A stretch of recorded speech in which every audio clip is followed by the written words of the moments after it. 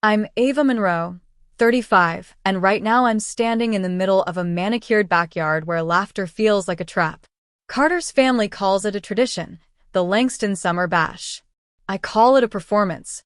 Catered. Curated. Choreographed down to the minute. I'm wearing a lemon yellow dress I don't even like because Simone once said it's so cheerful on me. I smile when I'm expected to, refill drinks when prompted, and keep my voice light and unthreatening. So when Simone raises her champagne flute, mid-story, and looks straight at me, I already know it won't be good. If you disappeared tomorrow, Ava, she says, pausing with theatrical flair, no one would even notice. The table explodes. Laughter. Real, sharp, delighted. Like she just told the best joke at a comedy roast. Richard, the patriarch, lets out his signature booming guffaw. Patricia dabs delicately at her eyes. Carter smirks and shakes his head like a sitcom husband. Even the cousins chuckle politely, grateful it isn't them in the spotlight. I raise my hot dog like a glass of wine. I lock eyes with Simone, not breaking the smile. Wanna bet? Then I take a bite. Slowly. Methodically. I don't blink. So before you get too comfortable, take a moment to like the video and subscribe, but only if you really like what I do here. And tell me in the comments, where are you watching from and what time is it for you? Now, turn off the lights, maybe turn on the fan for some soft noise, and let's get started tonight. The funny thing about a moment like that, where humiliation is weaponized as entertainment, is that it doesn't feel loud when you're the target. It's almost quiet. Your body goes cold. Your hands remember stillness. Every cell in your body tries not to shake. And then comes the clarity. For 7 years, I've been collecting these moments like paper cuts. Small. Persistent. Easy to dismiss on their own, but deadly in accumulation. That afternoon, at that table, I didn't snap. I sharpened. Carter didn't notice. After all, I laughed too. Didn't I? He handed me a napkin, wiped mustard from the corner of my mouth, whispered, "Don't take her too seriously. She's had 3 mimosas." That night, we drove home with leftovers in the back seat and the radio low. Carter tapped the steering wheel and talked about an upcoming golf tournament. I nodded at the right times. The suburban streets blurred past, lined with homes that all looked like ours, pristine and utterly replaceable. I didn't cry. Not then. Not when we pulled into the driveway. Not when I washed the Tupperware and hung up my dress. I didn't cry when Carter fell asleep on the couch watching baseball highlights, or when I stood alone in our kitchen with the lights off, reliving Simone's words like a slow echo. Instead, I opened a blank page on my laptop and typed one word: disappear. There was no screaming, no slammed doors, just the clicking of keys as I mapped my exit in silence. Bank accounts, contacts, a list of passwords, a burner email address I'd created months earlier, unsure why. They thought I was invisible? Good, because the next time they looked for me, there wouldn't even be footprints. It wasn't always like this. At least, I didn't think it was. When I first met Carter Langston, I thought I'd won the universe's version of a golden ticket. We were both 27, drinking burnt coffee out of paper cups at a gallery opening in Boston. I was the underdog designer invited by accident. He was the heir apparent to the Langston name, mingling out of obligation. I told him his blazer was trying too hard. He told me I wasn't trying hard enough. We were married 13 months later. I didn't realize I'd walked into a house with one exit and 1,000 mirrors. The Langstons were American royalty. Richard Langston had made his fortune as the founder of Langston Muir, a global marketing empire. Patricia Langston was Boston's version of old money elegance: pearls, charity balls, and legacy social clubs. Their daughter Simone was the protege, sharp, polished, born with a Rolodex instead of a conscience. And Carter? Carter was the safe bet, the smile, the diplomat. He inherited his father's jawline and his mother's silence.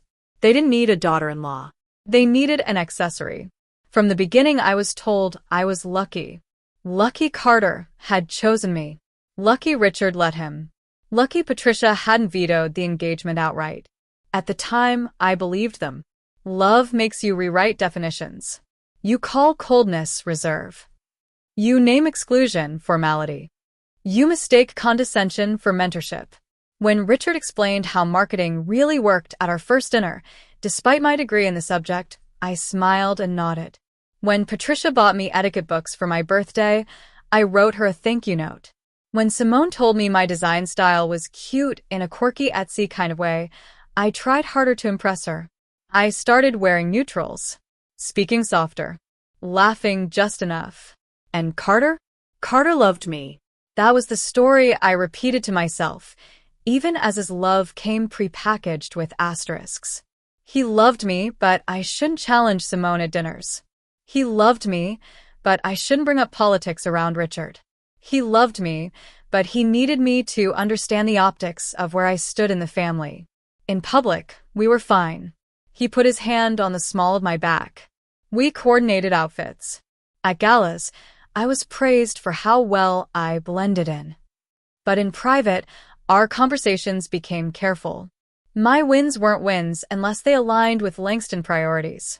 When I landed a regional branding award for an eco-startup, Carter congratulated me with a distracted, "That's great, babe," before asking if I could redesign a flyer for his father's charity golf tournament. That flyer? Patricia said the font was aggressively youthful. The Langstons didn't raise voices. They raised eyebrows. They made disapproval feel like a velvet rope you'd never quite be allowed past. It wasn't abuse, not the kind you can document. It was erasure, slow and deliberate. 1,000 unspoken corrections that made you question the pitch of your laugh or the phrasing of your ideas. By the third year, I was editing myself before they could. When I miscarried, 11 weeks into the only pregnancy I'd ever managed, Carter was in London. Simone sent a text that read, "It's probably for the best. Timing matters." Patricia called 2 days later. She said she hoped I was finding a way to rest. Richard never mentioned it. The only person who came was Zara. She flew in, showed up with Thai food and a weighted blanket, and sat with me on the bathroom floor. She didn't ask questions. She just handed me tissues. When she left 3 days later, she said, "You deserve to be the main character in your life again." I laughed, but the sentence stayed, because the truth was, I hadn't been the main character in years.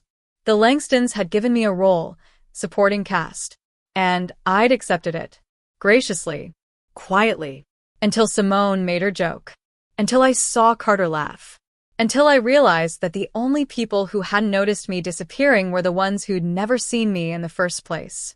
That night, after typing disappear onto a blank document, I kept writing. A plan, a timeline, a checklist. I wasn't running. I was reclaiming. Carter thought I was asleep when he came to bed. He kissed my shoulder, told me about a potential partnership with a luxury sports brand. I murmured something agreeable. He never noticed I hadn't changed into pajamas. In the closet, my suitcase was already halfway packed. Funny, isn't it? They thought I was lucky to be chosen. But I was about to show them the truth. The real power was choosing myself. The house was too quiet at 4 a.m. Not peaceful, sterile, like a museum after closing.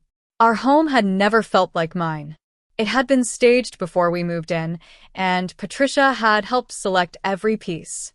The throw pillows were curated, the bookshelf unread. Even the scent in the entryway, amber and eucalyptus, was a Langston-approved diffuser, replenished quarterly by an assistant I didn't hire. I moved through the space like an intruder. The checklist I'd written the night before sat open beside my laptop. It was brutal in its simplicity. Essential clothes, documents, hard drive, ring off, note on counter, no goodbye. I stared at the last item for a moment. No goodbye. It would be the hardest part. So I added something beneath it in smaller font. You already said goodbye years ago. They just weren't listening. My suitcase was already by the door. I moved like I'd rehearsed this, not panicked, but precise. I unplugged the external drive with all my freelance design work. I took only what was mine, no joint items, no shared mementos. I packed the photograph of my mother from the hallway. I left the wedding album untouched. When I reached for the ring, I hesitated. Not because of sentiment, but because I wanted the placement to be deliberate. I set it on a folded index card, next to the coffee machine Carter used every morning. On it I wrote, "You laughed." That's all I needed to hear. No signature. No explanation. Let them fill in the blanks. Then I left, quiet as breath. The street was damp from early sprinklers. My car, a 10-year-old hatchback Carter had always wanted me to replace, sat like a loyal co-conspirator under the street lamp. I slid in, shut the door gently, and looked up at the house one last time. The curtains in our bedroom hadn't moved. He wouldn't notice until breakfast. I turned the key. The engine purred to life, the dashboard light casting soft blue shadows. As I pulled out of the driveway, I felt something surprising. Not fear, not sadness, relief. It didn't matter where I was going, only that I wasn't staying. By the time the sun began to rise, I was crossing the Massachusetts border into New York. Zara texted, "Are you okay?" I replied with a pin drop and a single word, "In motion." She didn't press. She never did. When I hit a rest stop outside Albany, I finally let myself cry, but not the messy, racking sobs of regret. This was a quiet, private release. A shedding, like exhaling a breath I didn't know I'd been holding for 7 years. I had no detailed plan, no apartment lined up, but I had an escape fund I'd built over time, stashing away payments from freelance gigs Carter didn't know about. I had a sister in Portland who said the guest room was mine whenever, no questions. I had a friend who once said, "When you decide to leave, I'll hold the door." Now they were both waiting. And for the first time in a long time, I didn't feel alone. Driving west felt like unlearning. Every hour erased a version of me I'd contorted to fit the Langston mold. There's something poetic about taking the back roads when you've spent years being told shortcuts are everything. The trees looked different. The air smelled honest. No designer candles. No performance. By the time I reached Pennsylvania, I'd already turned off my phone. I would later use a prepaid burner to check in with Zara and my sister. No traceable trail. I'd read somewhere that grief isn't linear. But liberation? Liberation is. Each mile marker was a small resurrection. When I arrived in Portland 3 days later, Olivia was waiting outside her apartment in sweatpants and a hoodie, holding 2 coffees and a key. "You look like hell," she said. "Perfect," I replied. We didn't hug right away. We just stood there, 2 women who'd survived different wars and still managed to show up for each other. When we finally embraced, I said something I hadn't allowed myself to say out loud since the day I married Carter. "I'm ready to start over." And I meant it. Starting over didn't feel cinematic. It felt inconvenient. Olivia's guest room was a converted storage closet with a futon that threatened to collapse if you sneezed too hard. The blinds didn't close properly.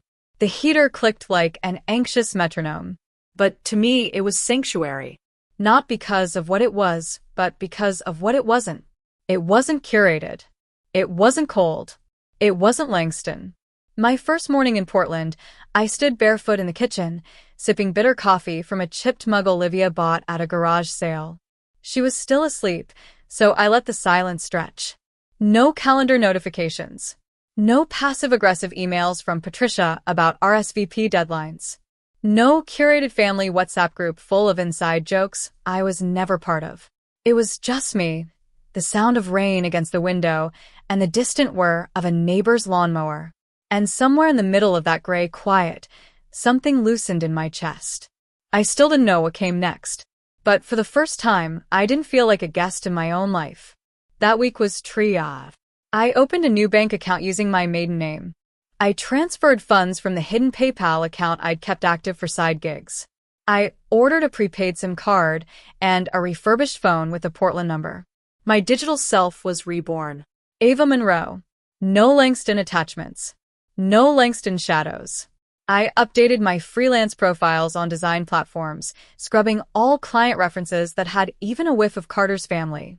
I uploaded old work I'd buried for years, stuff that hadn't been polished for brand alignment, just the raw, weird, beautiful pieces I'd once made in the middle of the night when I still believed in my own taste. It didn't take long for someone to bite. A bakery needed a seasonal rebrand. Then a local yoga studio wanted social media graphics. They weren't glamorous projects, but they paid. And more importantly, they were mine. Olivia checked on me nightly. Not with intrusive questions, she knew better, but with offerings. Wine. Takeout. Memes. Blanket forts. Do you miss him? She asked one night, half buried in a beanbag. I miss who I thought he was, I said.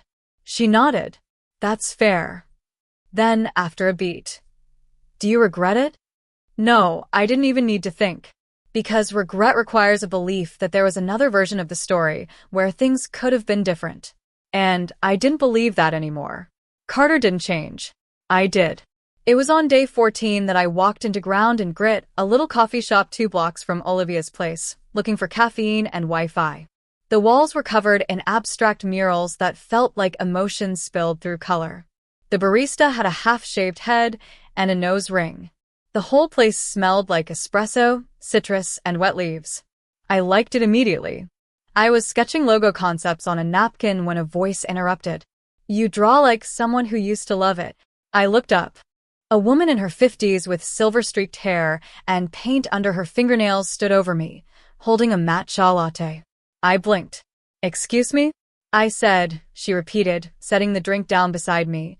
You draw like someone who's trying to remember why they started. Her name was Maeve. She owned the place. We ended up talking for an hour about design, burnout, grief, and reinvention. I told her a sanitized version of the truth. Former corporate designer, took a break, rebuilding. She didn't press. I need someone to redo our menus and help me make our Instagram not suck, she said. Interested.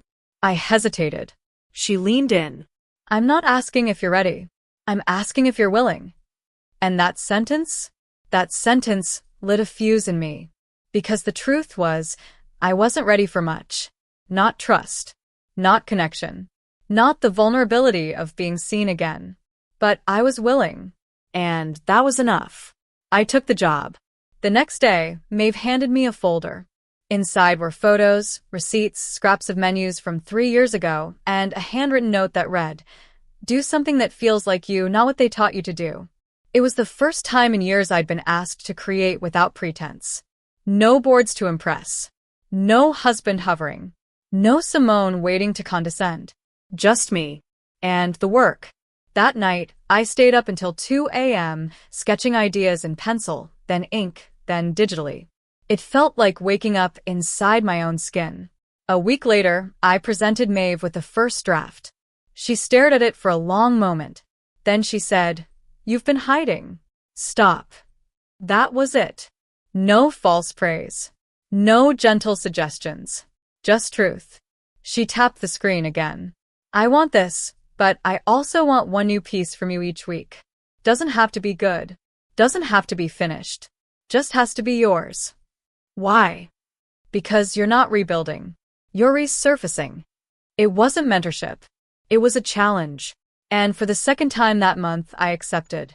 I left Ground and Grit that day with a latte in one hand, a USB stick in the other, and a feeling I hadn't known in years. I was becoming someone again. Carter always used to say I was too sensitive. He'd say it when I called out the way Simone corrected my pronunciation at wine tastings. He'd say it when Patricia regifted my handmade birthday card to the housekeeper, calling it sweet but not her style. He'd say it when I pointed out that Richard never remembered what I did for a living. Don't take it personally, he'd whisper, as if being slowly erased should be endured like background noise.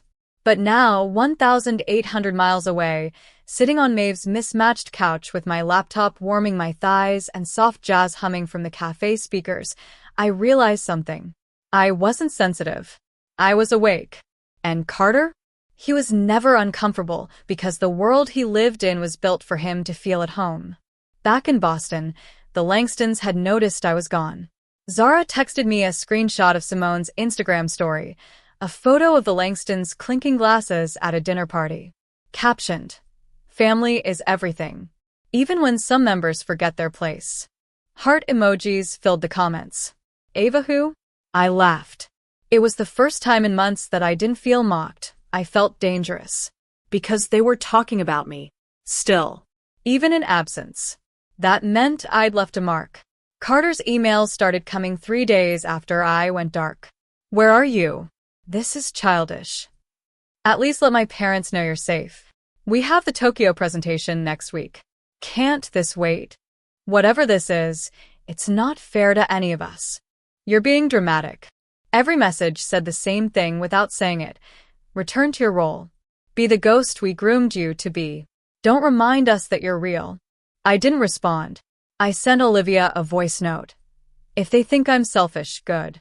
Maybe that's the first honest word they've ever used to describe me. Therapy came next. I found a local clinic that took walk-ins and asked for someone who specialized in identity trauma and emotional boundary work. Big ask, the receptionist said. But you're not the first.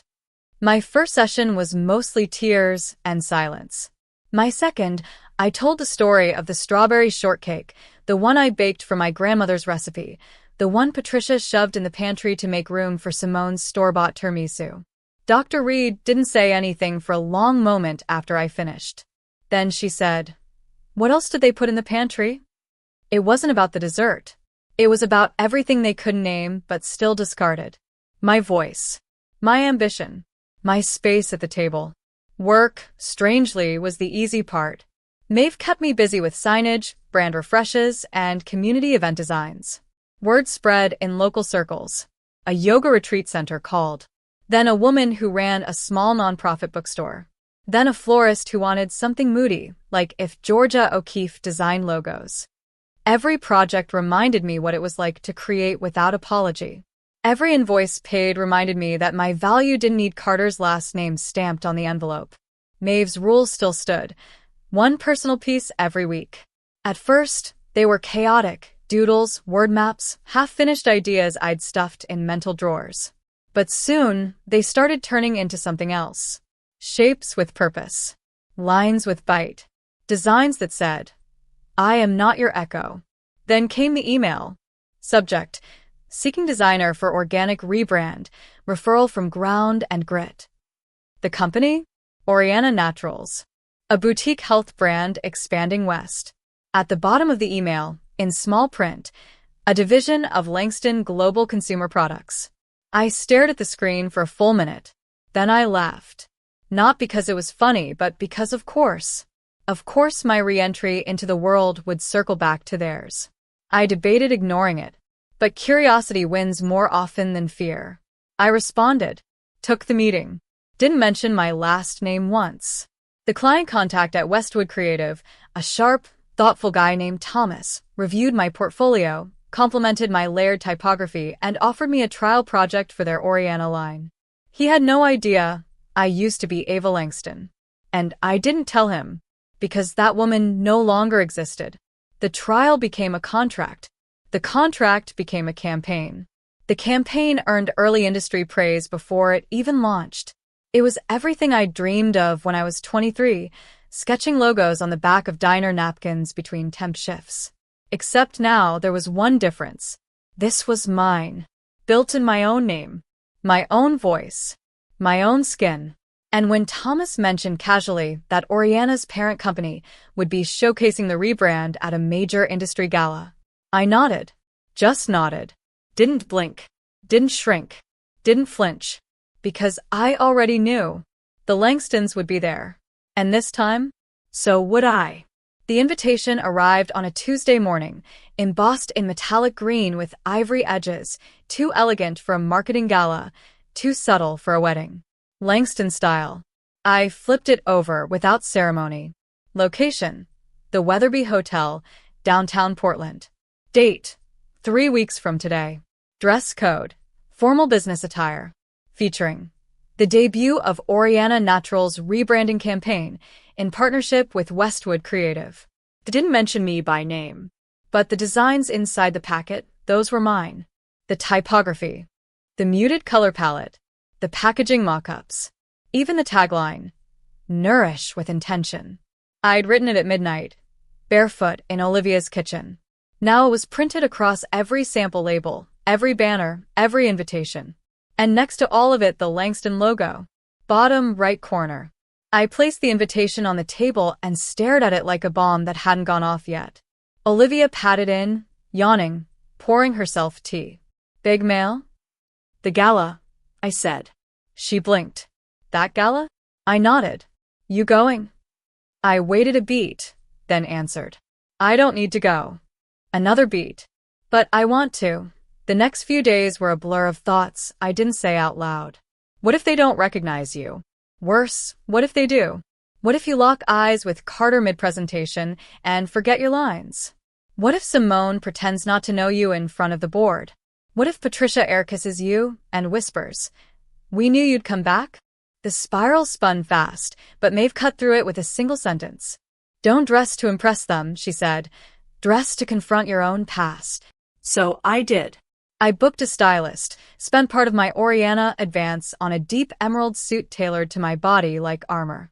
The color made my skin look like it remembered how to glow. I added subtle gold jewelry, block heels, no necklace. I wanted nothing clinging to my throat. Hair, cut sharper, just past the chin. Makeup, clean, modern, strong. Scent, narrowly and bergamot, not a Langston floral in sight. Every detail whispered, I see you. I remember you. But I'm not here for you. The night of the gala, I stood in front of the full-length mirror in my new studio apartment, light flooding in from the street below. My name was on the program as lead visual architect, Ava Monroe. No Langston footnote. No invisible asterisk. And for the first time in years, I felt like I was dressing for an event that included me, not one I was being tolerated at. The cab ride was silent. I didn't check my reflection once. When I stepped into the Weatherby's grand ballroom, heads turned, but not because I was familiar. Because I belonged. Thomas found me before I reached the welcome table. He wore a charcoal suit and held a clipboard like it was part of a skeleton. You look fantastic, he said. You look like you haven't slept in 3 days. He grinned. Correct. The event was already buzzing. Edison bulbs dangled over sleek product displays. Servers in black carried trays of sparkling cider and green tea cocktails. The air smelled of lavender, citrus, and ambition. Langston execs are here, Thomas said, as we moved toward the front stage. They're hosting the post-launch mixer. I didn't answer. He paused. You okay? I've been waiting a year for this moment, I said. He raised an eyebrow. Because this time, I added, I get to walk into a Langston room and not flinch. We were halfway through rehearsing our tech cue when I saw them. Richard, in a perfectly tailored navy suit. Patricia, beside him in a pearl gray gown. Simone, already surrounded by her entourage. And Carter, 3 steps behind, scanning the room like he couldn't settle on where to land his attention. Until his eyes met mine. He stopped walking.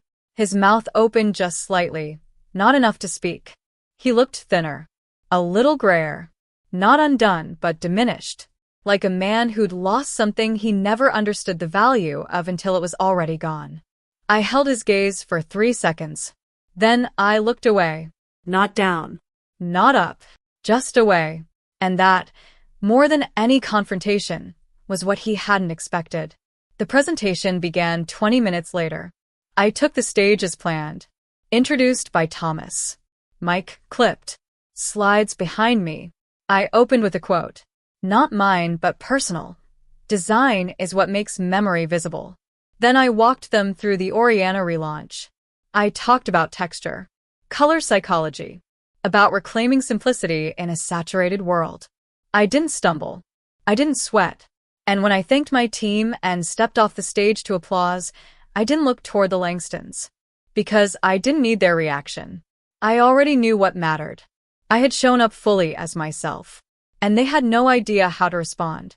I slipped into the hallway after the presentation, away from the crowd's polite applause and the congratulatory handshakes.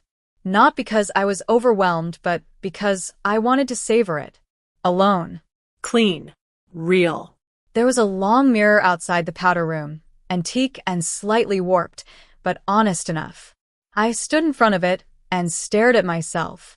This wasn't costume. It wasn't borrowed charm or strategic humility. It wasn't Langston-approved elegance or carefully muted confidence. It was me. Emerald suit, steady eyes, unapologetic mouth. A woman they never truly met, but would never forget. The door creaked behind me. I didn't need to turn.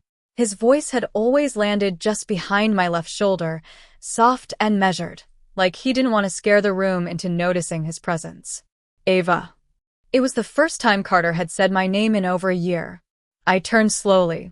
He looked older, less like the man I married, and more like the one I ran from.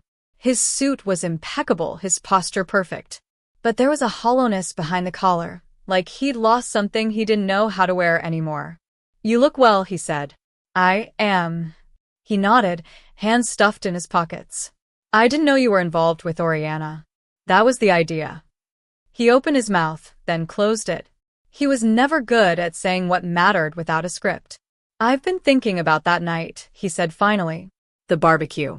Of course he had. "They said it was just a joke," he added. "Simone didn't mean it."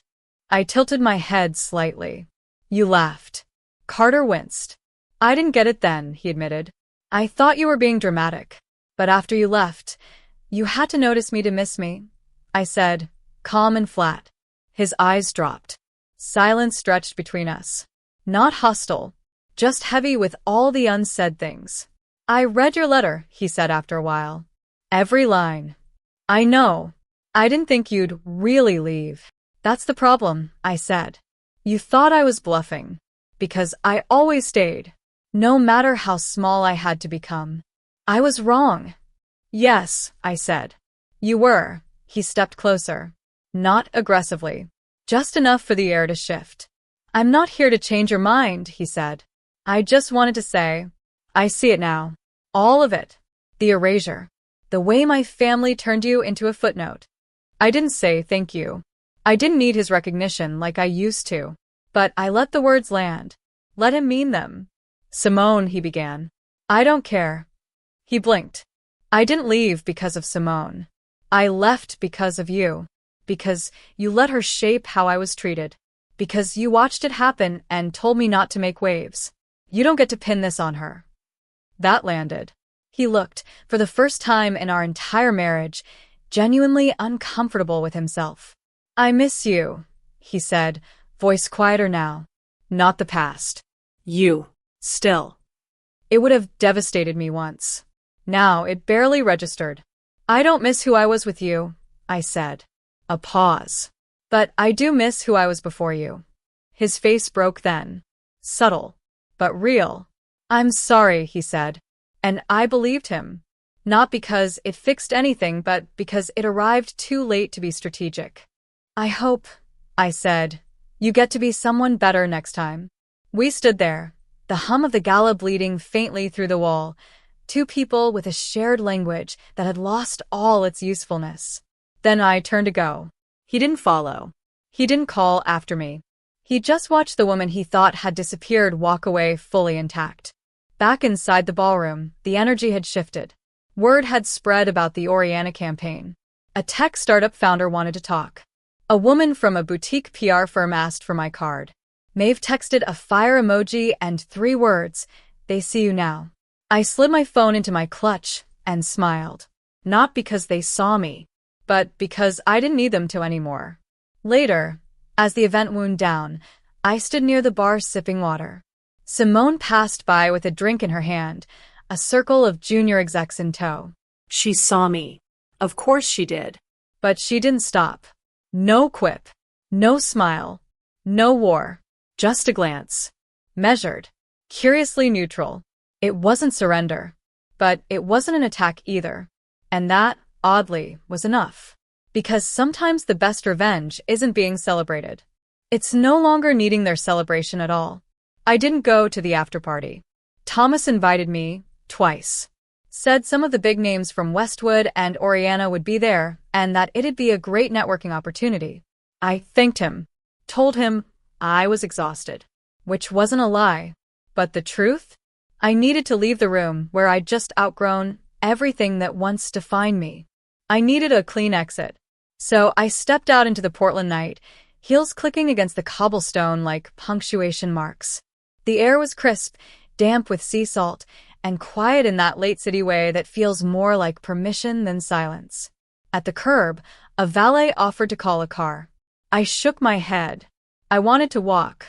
Halfway down Fifth Avenue, I stopped at a corner store and bought a bottle of water and a pack of mints.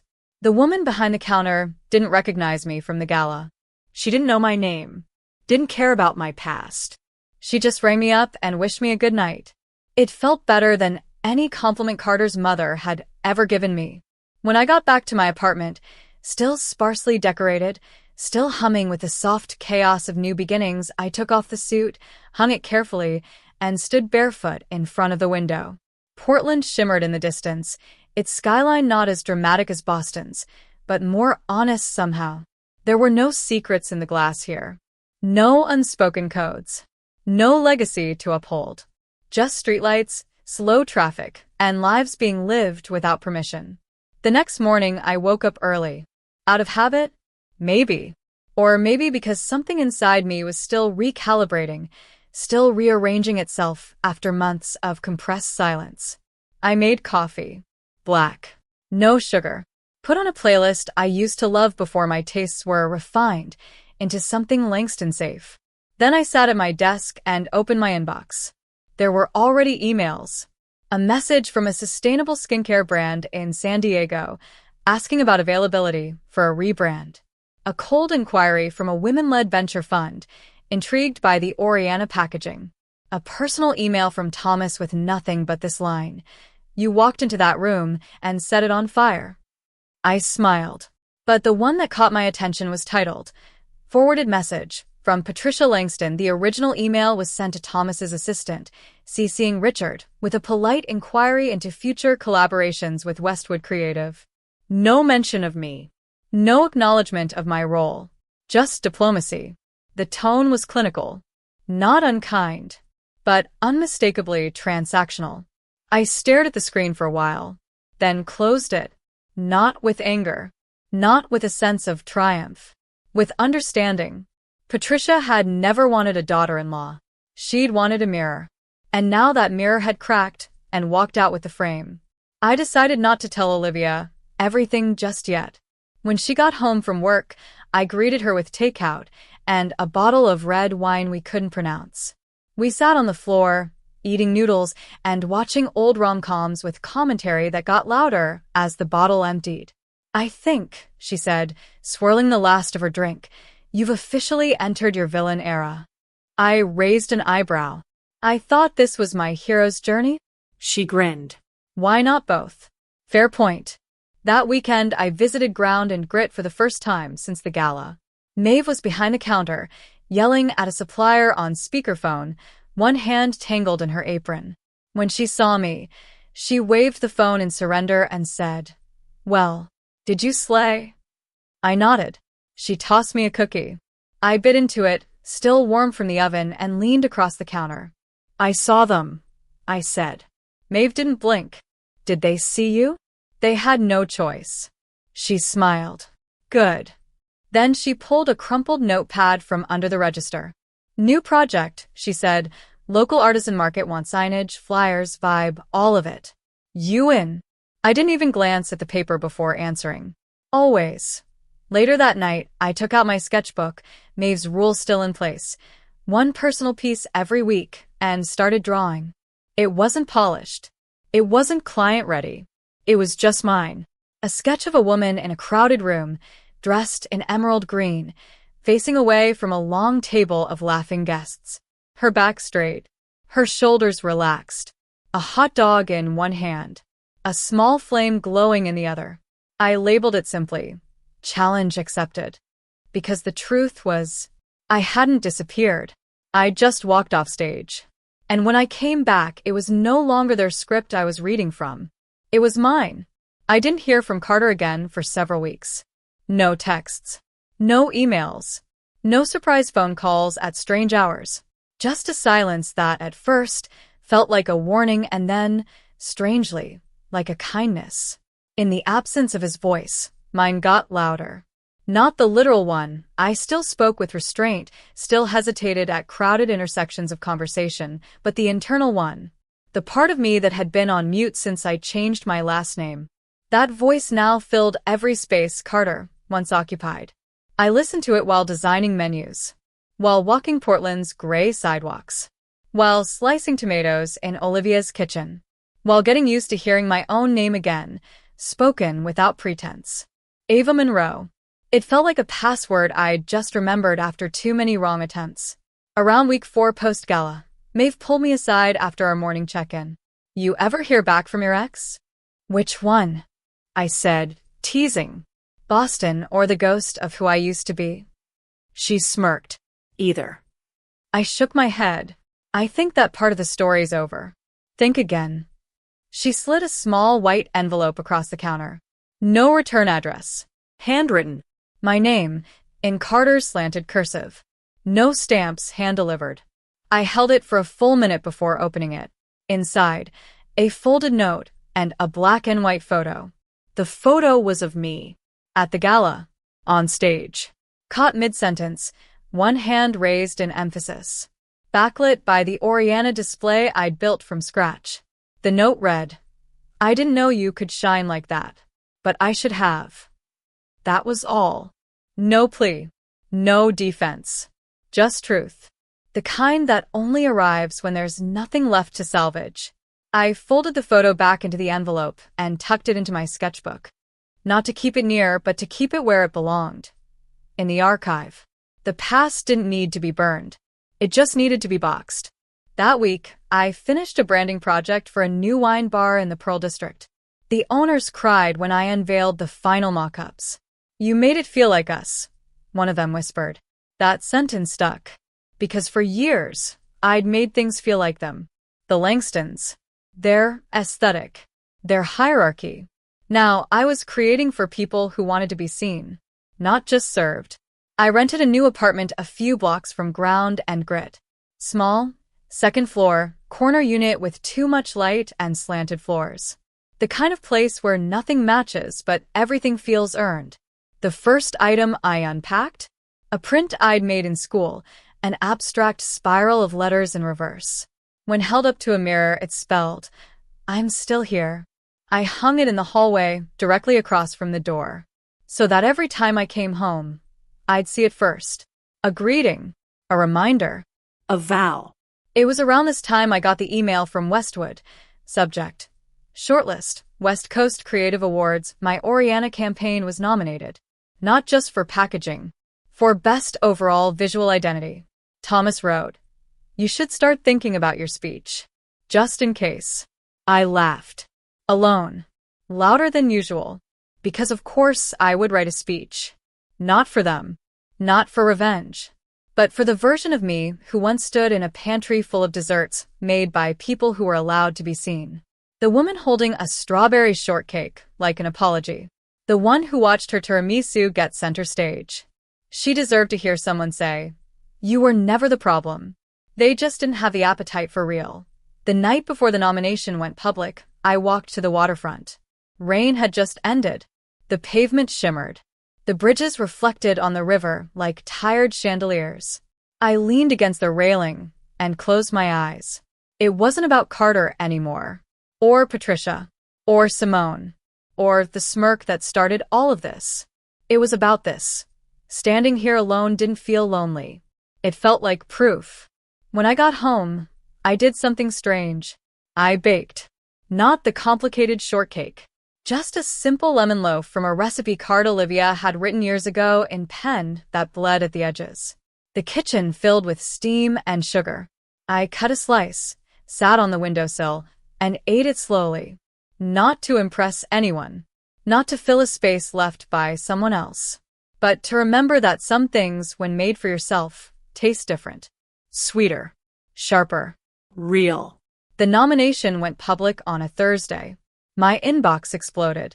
Not just from design circles and former clients, but strangers, young designers, freelancers, women with stories eerily close to mine. They weren't congratulating me. Not exactly. They were thanking me for making something beautiful out of what had been brutal. For reminding them that silence isn't peace. For showing them a version of walking away that didn't look like giving up, it looked like becoming. The comment that haunted me most came from a woman named Rachel. She wrote, "I've been sitting at my own version of that family table for 8 years. Tonight, I started packing." I read it twice. then set my phone down and stared at the ceiling. No one had ever thanked me for leaving before. At the awards gala 2 weeks later, I wore black. No statement color. No metaphor-laden tailoring. Just clean lines, a sharp neckline, and a kind of elegance that didn't beg for approval. I didn't bring a date. Thomas offered to sit with me, and Maeve came as my guest, her first time wearing heels in over a decade. She complained all night and refused to stop smiling. The ballroom was smaller than the Oriana launch, but warmer. The air was filled with creative nerves, not corporate pressure. People weren't performing, they were rooting. The Langstons weren't here. This stage had nothing to do with them. And still, everything I had built in this room was born from the moment I walked away from theirs. When they announced my name for the award, there was a delay before I stood. Not because I was surprised, but because I wanted to remember the pause.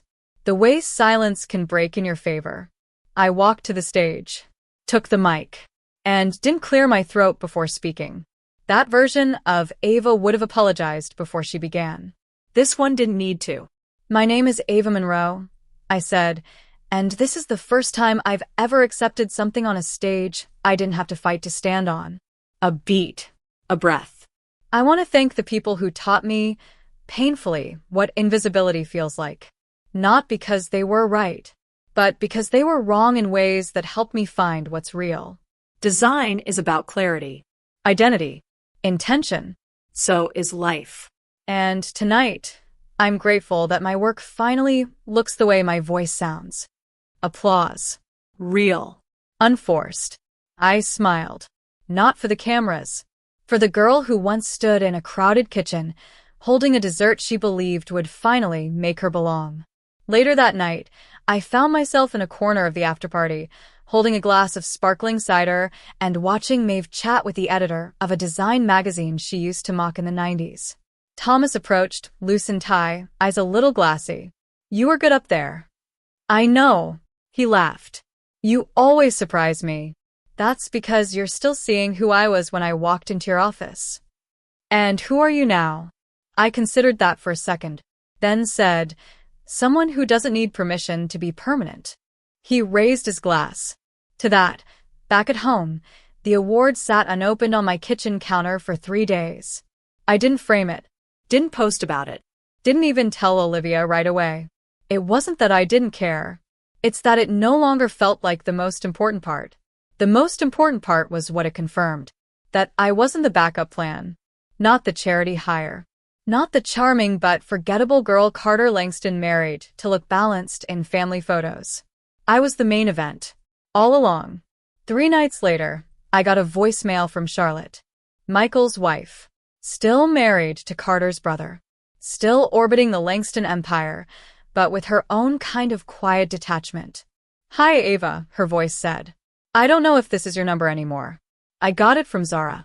I wanted to say congratulations. The whole family saw the article about your award. Patricia brought it up at brunch like it was ancient news, but Richard looked impressed. And Carter? He didn't say much.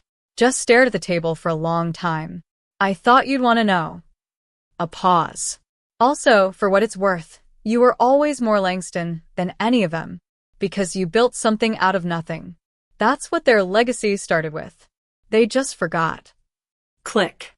I listened to that message twice, then deleted it, because I didn't need their praise. I didn't need to be called more Langston than a Langston.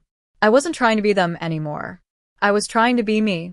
And that was the first time in my entire adult life I felt like that was enough. Summer came late to Portland that year, like a guest you weren't sure would show, but still cleaned the whole house for. By June, the air felt softer, the skies less argumentative. I moved my workspace near the window, letting the breeze stir through unfinished sketches and half-formed thoughts. I'd stopped lighting candles to make my apartment feel warm. It already was. One afternoon, while editing a campaign for a boutique bookstore, I noticed the ring. Not the ring. Not the Langston-cut diamond Carter had insisted I upgrade to. That ring I left behind on the kitchen counter, like a punctuation mark. This was the ring my grandmother gave me. Simple. Silver. Oval-cut garnet. A family heirloom. I found it at the bottom of a box Olivia had kept for me, wrapped in a napkin from our old apartment. I slid it on. It didn't sparkle. It pulsed, like it remembered me. A week later, I walked into Maeve's cafe and saw someone I hadn't planned on seeing. Charlotte. She stood in line wearing jeans and a cropped trench coat, hair pulled into a clean bun, eyes scanning the pastries with the kind of detachment that only came from a long, practiced life in rich families. But she looked different, less contained. A tiny pin on her lapel read, "Make it count." I didn't move. She turned. Saw me. We held eye contact. She smiled, tentative but sincere. "I was hoping I'd run into you." We sat by the window with tea and quiet curiosity. She didn't mention Carter. I didn't ask about him. Instead, we talked about work, her pediatric volunteer programs, my latest design clients, the local art fair Maeve was planning. Then, out of nowhere, Charlotte said, "Simone's pregnant." I blinked. Not from surprise, but from the sharp, instinctive reflex of memory. "Due in December," she added. "Apparently she's taking parenting classes." That stopped me. Simone Langston? The woman who once called a child with sensory issues a bit much at a dinner party. "The very one," Charlotte said with a wry smile. "She's trying." Therapy. Journaling. She even apologized to me last month. "And you believed her?" "I believed that she's scared," she said, which is sometimes the first honest emotion people like her ever allow. I nodded. We sat in a soft silence until Charlotte spoke again. "Do you ever wonder if they miss you?" I looked out the window, watched a dog chase its leash holder across the street. "I think they miss the version of me that played by their rules," I said. "The one who didn't speak too loudly, who dressed correctly, who laughed at jokes with barbed wire under the ribbon." Charlotte nodded. "They miss control." "Exactly." She stirred her tea. "I miss you. You made those dinners bearable." "You mean I absorbed the cruelty?" "I mean," she said carefully, "you were the first one brave enough to leave. And now everyone else knows it's possible." That sentence stayed with me all night. Everyone else knows it's possible. That's what happens when you disappear and reappear on your own terms. You don't just free yourself. You hold open the door. Later that week, I hosted a small gathering at my apartment. Just Maeve, Olivia, Charlotte, and Zara, my accidental constellation of women who had stood beside me in fragments and now fit like a full sky. We didn't dress up. We didn't perform. We sat barefoot on the rug, drinking boxed wine and eating olives from mismatched bowls. At one point, Zara looked at me across the table and said, "You laugh from your belly now, not your throat." Everyone turned to her. "I'm serious," she said. "It used to sound like you were trying to smile through a muzzle. Now it just sounds like you." I laughed again, louder this time, just to prove her right. After they left, I cleaned slowly, washed dishes by hand, wiped down counters, folded throw blankets, set my phone on silent. And then I did something I hadn't done since I left Carter.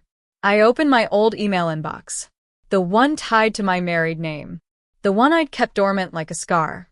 There were hundreds of messages, most unread. But one stood out. Subject, "I saw your speech." From Carter Langston sent. 5 days ago. I opened it. "Ava, I watched your award speech. I didn't expect to feel anything. I did. You spoke clearly. Cleanly. Like someone who doesn't owe the room anything. I remember the first time I saw you present, shaky, too fast, beautiful. You weren't that person anymore. I know this doesn't change anything. I know you don't want anything from me. But I wanted to say something I never said when it mattered. I see you now. And I hope you never shrink again." I stared at it for a long time, then hit archive. Because I didn't need to carry it. I just needed to know I wasn't imagining it. That even the people who tried to shrink me now understood the size I'd become. 3 months later, I bought a house. Not a mansion. Not a Langston-style colonial with manicured hedges and 5 empty bedrooms dressed for guests who never stay. Just a small, sunlit 2-bedroom cottage perched on a quiet hill near the river. White exterior. Blue shutters. Wild lavender growing like gossip around the porch. It didn't come with a gate or a wine cellar. It came with creaky floors and chipped tile and a back garden that needed work. I signed the paperwork in a conference room that smelled like printer ink and lemon cleaner. The agent slid the keys across the table. "You did this all on your own?" she asked, glancing at the check. I nodded. She smiled. That was the first time someone said congratulations and meant it without asking who I married. Moving was quiet. No fanfare. Olivia brought pizza. Maeve arrived with a basil plant she named Leonard. Charlotte sent a card that said, "May this home never ask you to be smaller." Zara couldn't make the trip but FaceTimed from Boston and demanded a full virtual tour, stopping me every 5 seconds to say things like, "You have windows in your kitchen. Actual light. Look at you living like a whole person." I laughed, holding the phone up to the back porch. "And wait till you see what I'm planting," she gasped. "You're going full domestic? Who even are you?" I grinned. Someone who finally has space to grow things and keep them. The first thing I unpacked wasn't my laptop or my clothes. It was a framed quote, printed in a messy serif typeface I designed years ago in a typography class I barely passed. "Sometimes you must leave so the world remembers you were never supposed to be quiet." I hung it in the entryway. The second thing I unpacked? The sketch I'd drawn after the gala. The woman in emerald green holding a flame and a hot dog, back to the crowd. I'd never shown it to anyone. It was messy, fierce, personal. I hung it in my studio. Because it wasn't just art. It was evidence of who I'd become. I hosted a small dinner the following weekend. No name cards. No themes. Just grilled vegetables, mismatched chairs, and music from a Bluetooth speaker that kept cutting out. At one point, while clearing plates, Maeve looked around and said, "I like it here. It's not trying to be anything." And I replied, "That's the whole point." One morning, I was watering the garden when an email came through on my phone. From Westwood. Subject: Opportunity, International Campaign. They wanted to nominate me as lead creative on a global rollout for an eco-conscious cosmetics brand. Budget: 6 figures. Timeline: 4 months. Full creative control. I didn't even blink. I'd stopped questioning whether I deserved it. That's the thing about building your life brick by brick. You stop flinching when the world finally catches up to you. I replied yes. Then texted Olivia. Turns out disappearing looks a lot like blooming. She sent back a string of sun emojis. That same week, I ran into Simone. It was at the farmer's market. She stood by the stone fruit table, her baby bump unmistakable under a navy tunic. Her hair was shorter. Her expression was unreadable. I almost kept walking. But something in her face, not regret, not performative civility, stopped me. She looked unsure. We exchanged nods. No fake smiles. No air kisses. Then, surprisingly, she approached. "I heard about the house," she said. I didn't answer. I also heard about the award. And the new campaign. Still, I said nothing. Then she added, "I used to think you were trying too hard to be liked. Now I think I just wasn't trying hard enough to see you." That hit harder than I expected.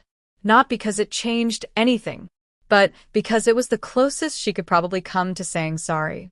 And it was enough. Not to rebuild, but to release. I nodded once. "Take care of yourself, Simone." "You too," she said, looking not at my clothes or my ringless hands or my designer-free shoes, but at my eyes. She walked away before I did. That mattered. That night, I stood in my garden, barefoot in the grass, watching the wind stir through the lavender and mint. A candle flickered on the porch step. I didn't feel victorious. I felt anchored. Not every war ends with fireworks. Some end with wildflowers growing in the places where you once bled. And sometimes, that's the most honest ending of all. I didn't plan to speak at the Women's Summit. They'd invited me months ago, back when the Oriana campaign was still trending on LinkedIn, back when I was still figuring out how to say yes to things without second-guessing if I belonged. The theme: visibility and voice. Maeve pushed me. "You've spent a year proving you exist. Time to tell them how." So I agreed. A 15-minute slot. No slides. Just me, a stage, and a room full of women, some seasoned, some starting over. each one carrying a version of silence they hadn't yet named. Backstage, I paced. I had a speech in my pocket. Polished. Safe. The kind Carter would have said sounded professional but warm. I'd printed it on thick paper, weighted like a business card. But when they called my name, I didn't bring it with me. I brought the scar tissue instead. Hi, I began, squinting against the lights. I'm Ava Monroe, and for 7 years, I disappeared in plain sight. The room stilled. I wasn't kidnapped. I wasn't lost. I was married. To a man who told me I was lucky. To a family that dressed erasure in pearls and patio furniture. A few quiet laughs, half shame, half recognition. They didn't scream at me. They didn't hit me. They just made sure I was always grateful to be included. I paused. Until one day, someone looked me in the eye and said, "If you disappeared tomorrow, no one would even notice." Silence. And I believed her. Even more silence. Until I didn't. A breath. My own. That sentence broke something in me. But breaking isn't always a collapse. Sometimes it's the sound of a lock unlatching. I told them about the letter. The ring. The drive west. I told them about Zara and Olivia and Maeve's cafe. I told them about sketching designs at 2 a.m. with no audience and no approval, only instinct and caffeine. I told them about Simone. About the gala. About Carter looking at me like I'd risen from the dead, and me looking back like I had. I didn't say their names. I didn't need to. Every woman in the room had her own version of those faces. I didn't leave to punish anyone, I said. I left to remember who I was before I believed being chosen was the same as being seen. I ended with this. The opposite of disappearing isn't fame. It's presence. The kind you don't apologize for. The kind that makes rooms shift when you enter, not because you demand it, but because you're finally visible to yourself. They stood. The applause wasn't loud. It was deep, like something had been shaken loose in every throat. Afterward, a woman approached me in the lobby, tears on her cheeks. "I left last week," she whispered. "I thought I was crazy. Today, you made me feel like I wasn't a ghost." I hugged her, not with answers, but with recognition. That night, back home, I sat at my desk and opened my journal. Not the sketchpad. Not the laptop. Just paper. Ink. My hand moving slower than usual. I wrote, "I am no longer a reaction to someone else's cruelty. I am not the bruises they didn't notice. I am not the laughter I wasn't meant to survive. I am the version of myself I ran toward, not away from. I am not missing. I am here." Still. Loud. Whole. I didn't sign it. It didn't need a name. It already belonged to me. There's a quietness that settles in when you stop proving. Not because you've given up, but because you've outgrown the audience you were once begging to clap. That quietness had become my new home. It lived in the mornings I didn't rush. In the decisions I made without asking 3 people if they made sense. In the way I now designed, freely, almost recklessly, without the invisible hand of someone else's expectations pressing against my spine. One Thursday afternoon, I sat in my new garden, laptop open, editing the homepage for a nonprofit arts collective in Detroit. The sun filtered through the lemon tree Olivia had given me as a housewarming gift. And then came a soft knock on the gate. Maeve. Carrying 2 coffees and a smirk that usually meant you're about to be pulled into something slightly chaotic and potentially life-altering. "Got a minute?" I raised an eyebrow. "For you? Always." She handed me the coffee, pulled out a folded flyer from her coat pocket, and dropped it on my lap. The headline read, "Ground and Grit Expands. Community Studio Project Begins." I blinked. "You're opening another location?" She nodded. "Sort of. It's an annex. Coffee in the front. Open studio space in the back. For workshops. For artists. For people like you who started over and forgot they were allowed to make noise." I smiled. "You want me to design the space?" She shook her head. "I want you to run it." I laughed at first. Out loud. It startled a bird from the rosemary bush. "I'm serious," Maeve said. "No one knows how to build identity from rubble better than you. No one curates safer spaces with sharper edges. You could build something real here, Ava. Something that teaches other women how to resurface without asking permission. I was quiet for a long moment. Then I asked the question that always felt like a doorway. What would it look like if I said yes?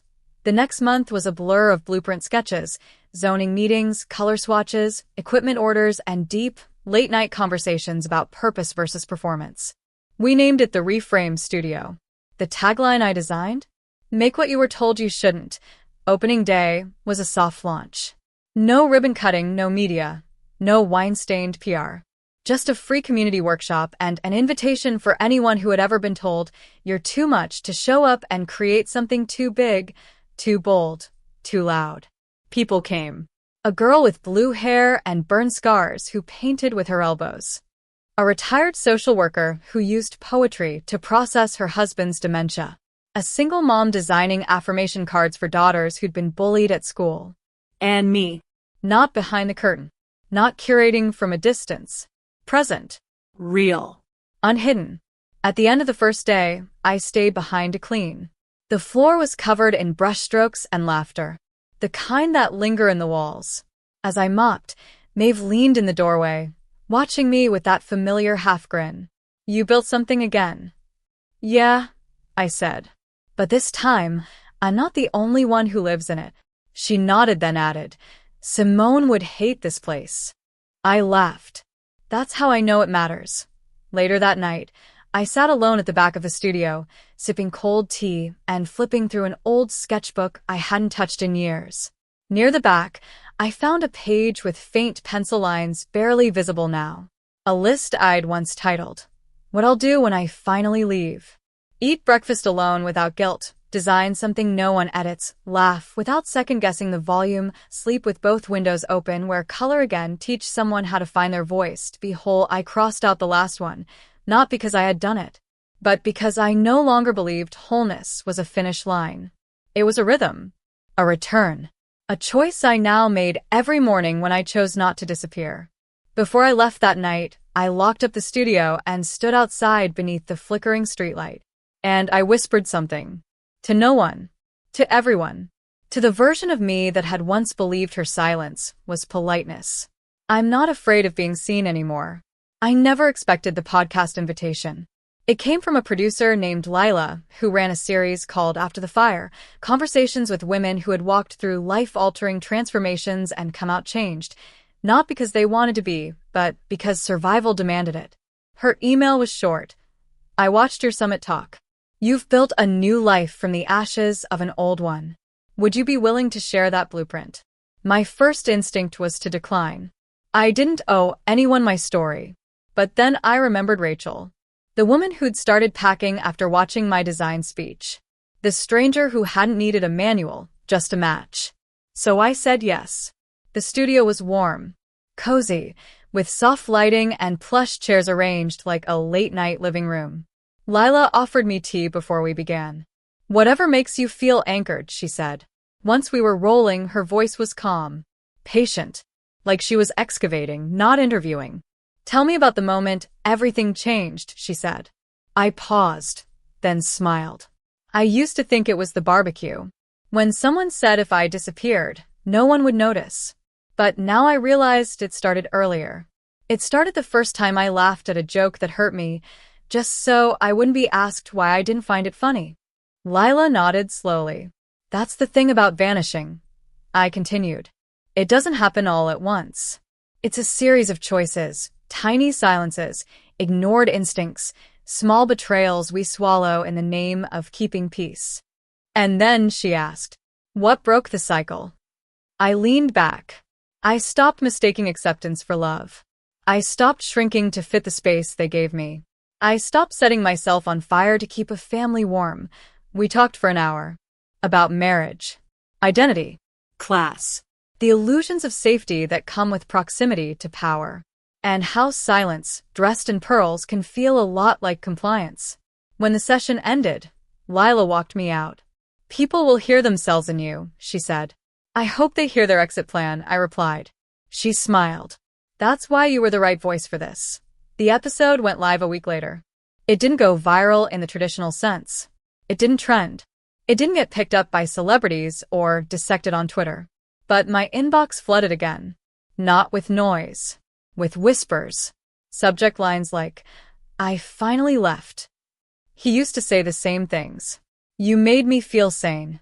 One message was from a woman who had been married to Carter's cousin, someone I'd met once at a Langston fundraiser.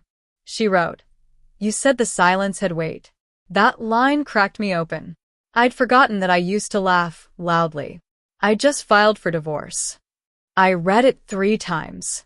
Not because it shocked me, but because it reminded me of something I'd once told Olivia.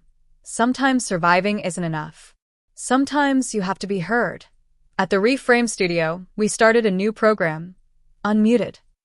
A monthly workshop series for women coming out of toxic partnerships, high-control families, and glass-ceiling workplaces. No therapy, just art, breath, space. We didn't call it healing. We called it returning. The first session, I sat in the circle with them. No hierarchy. No teacher's chair. I told my story, not the polished, stage-ready version. The messy, unfinished one. The nights I almost went back. The mornings I cried because I didn't know what to do with freedom. The time I missed being needed so badly, I almost mistook it for love. And then I said, leaving isn't the end. It's just the first sentence of the life you write yourself. They cried. I cried. We painted in silence. That night, I left the studio late. On my way home, I passed a mural I hadn't noticed before, new, splashed across the side of an old hardware store. It showed a woman with her back turned, flames behind her, and a road stretched ahead. Over her shoulder was scrawled a single sentence. "You are not the ashes. You are the match." I pulled over and stared at it for a long time. It didn't need my name beneath it. But part of me knew someone had heard the podcast. And someone else had picked up the torch. It started with a letter from a university, Portland College of Art and Design. Their head of community partnerships had heard my podcast episode and seen my work with the Reframe Studio. The letter was handwritten, thick stationery, a ribbon of trust in the ink. Your voice isn't just powerful, it's teachable. Would you consider guest lecturing a seminar next semester? Title, Reclaiming Narrative Through Design. These students are talented, but they don't yet know how to fight for themselves with their work. I stared at it for a while. I'd never taught anything formally. Never stood at the front of a classroom with a whiteboard and a plan. But something in me recognized the shape of this door. It was wide open. The first day of class, I wore jeans and sneakers and no makeup. Not because I didn't care, but because I didn't want to perform authority. I wanted to invite honesty. They were a quiet bunch at first. 11 students. 8 women, 3 men. Ranging in age from 19 to 36. Some returning to school after dropping out. Some still figuring out if design was rebellion or just a job skill. I started class by saying, "This is not a seminar about branding. This is a seminar about truth." And sometimes the most dangerous thing you can do is design something that tells the truth in a world that benefits from your silence. Week by week, they opened. Anna redesigned a church bulletin to confront the misogyny she'd endured while growing up evangelical. Damar reimagined warning labels for ADHD meds, ones that spoke directly to the kids taking them, not just the parents and doctors. Lucia built an interactive exhibit titled, "Whose Seat Was This?" about erasure in family dining spaces. I cried when I walked through it, and I told them in full about Carter, about the barbecue, about the silence I once wore like a dress tailored by shame.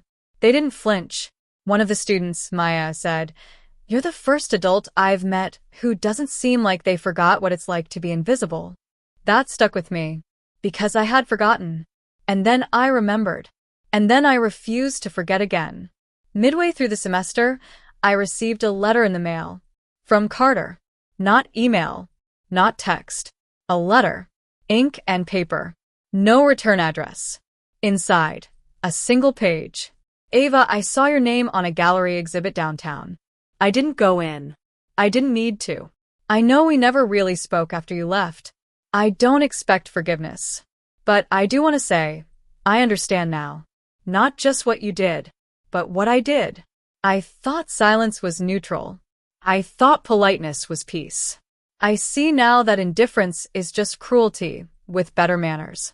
I'm sorry. I hope the world sees you clearly now. I hope you never doubt the size of your own voice again. See. I folded it carefully and placed it in the drawer with the old ring and my first sketchbook. Not for sentiment. For memory. Because even apologies are echoes. And I didn't need to answer this one to know it still mattered.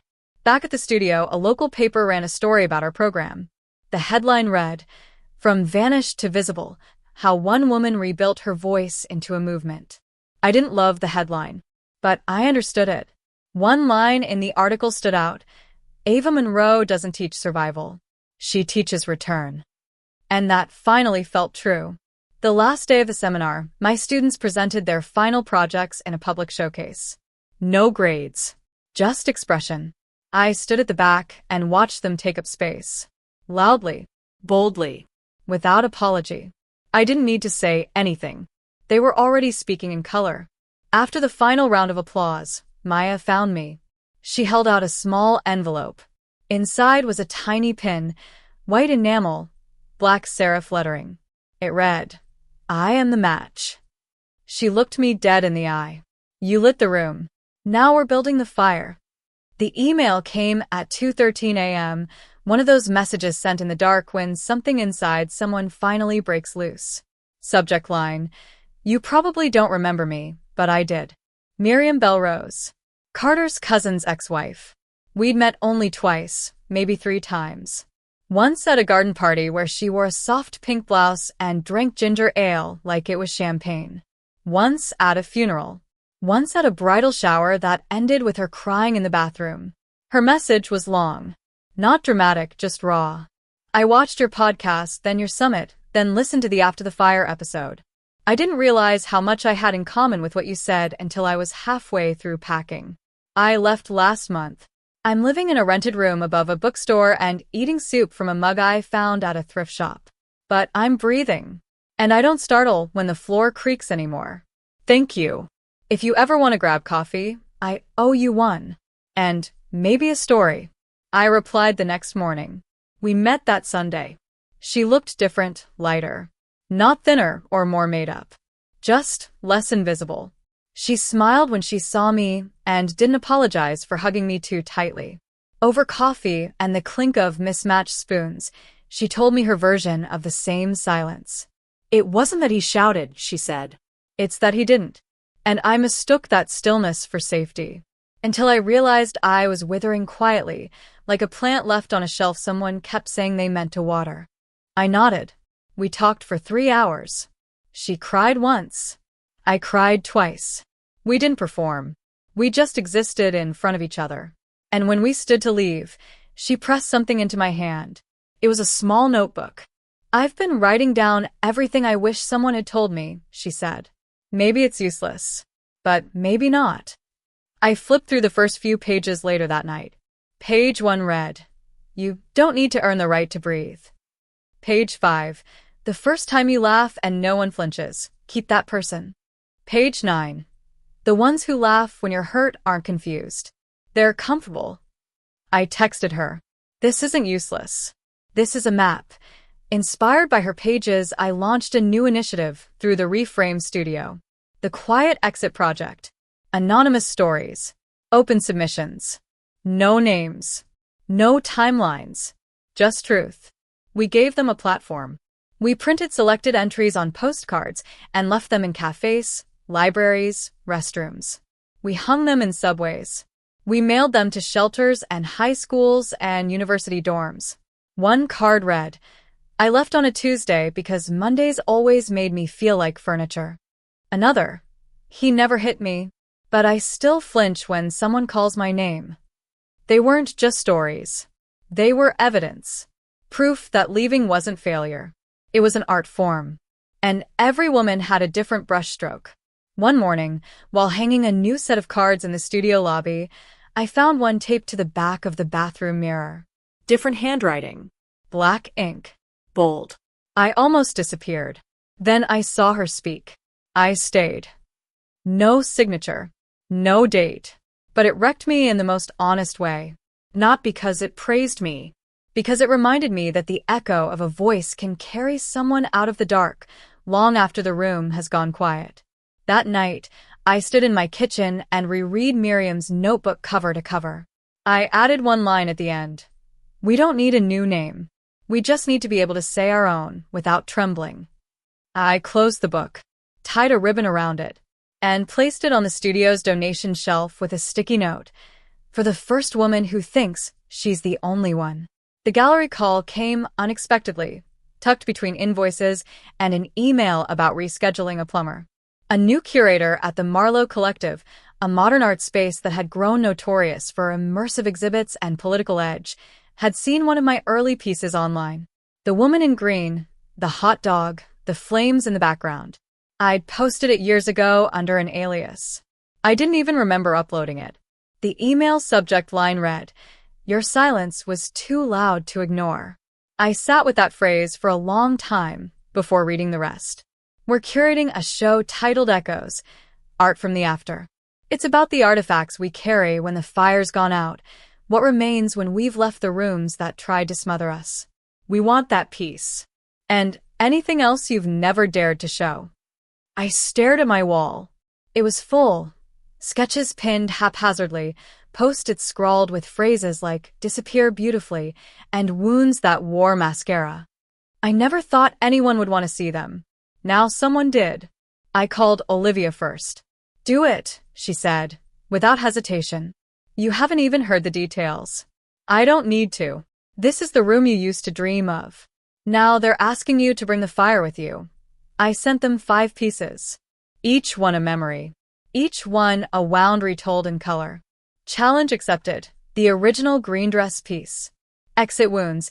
Outlines of a woman walking through a dinner party while the table laughs, mouths open but eyes vacant. White noise. An abstract made entirely from text fragments I remembered people saying to silence me.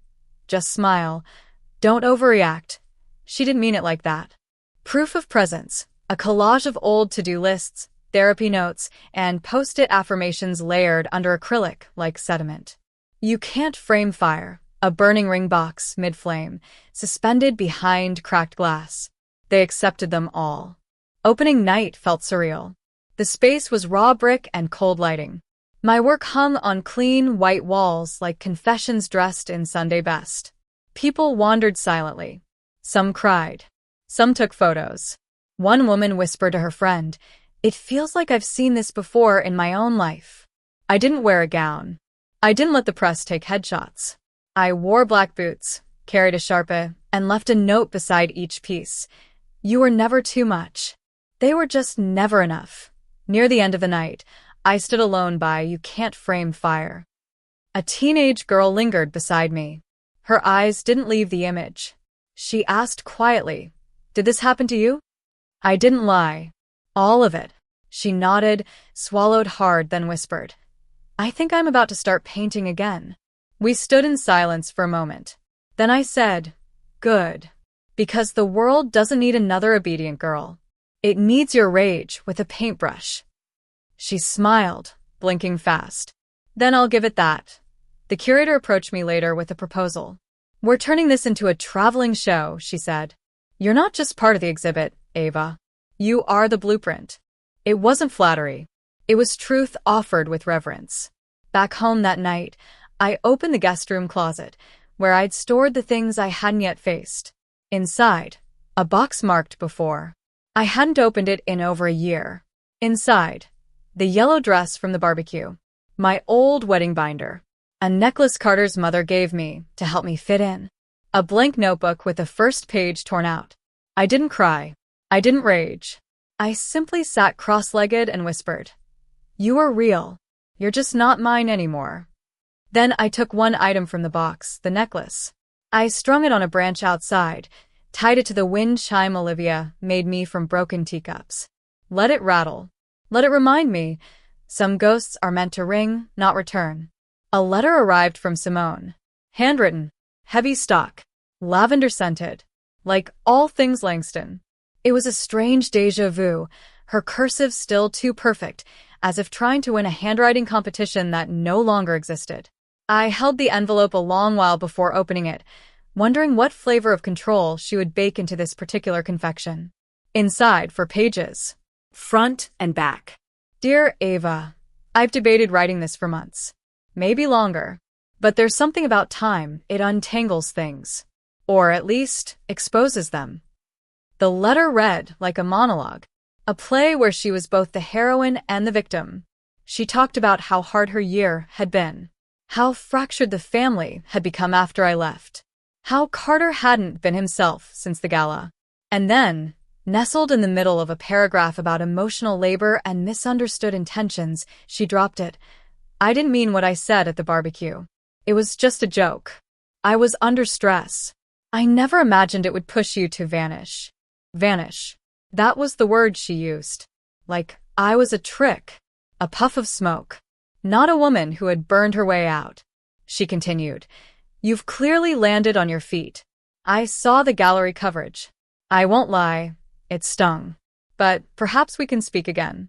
Privately. As grown women. As family. Family. That word again. She signed the letter. With warmth and clarity, Simone. I placed the letter on the counter, made myself tea, and stood by the window while it steeped. I didn't feel rage. What I felt was insulation. Like her words could no longer reach my core. They hit the walls of the new life I had built and slid down unabsorbed. But I didn't throw the letter away. I mailed it back unstamped, with one sticky note inside. You mistook your volume for power. I mistook my silence for weakness. Now we both know better. 2 weeks later, Patricia, Carter's mother, left a voicemail. She sounded soft, measured, almost rehearsed. I heard about your art show. It's very brave, Ava. I'd like to send you some things. From the house. Old photos. You're in more of them than you probably remember. I didn't call back. But the next week, a package arrived. Inside, a photo album, Langston family events, framed in perfect smiles. A birthday card Carter once wrote but never gave me. A printed version of my podcast transcript, highlighted and annotated. A post-it. I wish I'd listened sooner. P. I closed the box and placed it on a shelf I never opened. Let the dead keep their paper graves. At the Reframe studio, we launched a new wall. We called it the return board. People could pin notes to their past selves. Some wrote apologies. Some wrote memories. Some wrote names they never got to say goodbye to. I pinned one under a drawing of an open gate. It read, I didn't vanish. I moved out of view long enough to rebuild.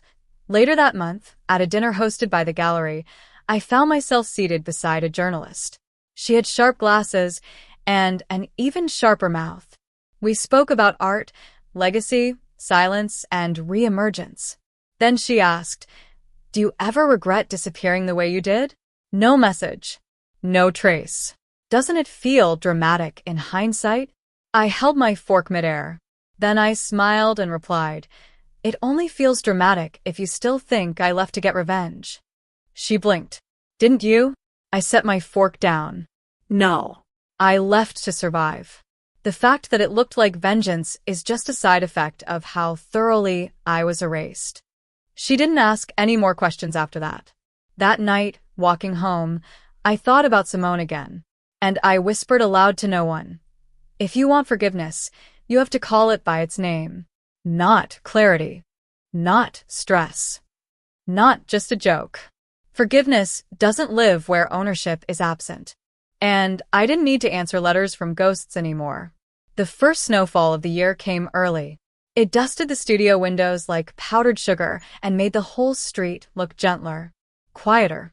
The kind of quiet that doesn't unsettle, but invites reflection. I'd arrived early that day to prepare for our winter showcase, pieces from the unmuted program, paired with live poetry readings. We called the event Let It Out Loud.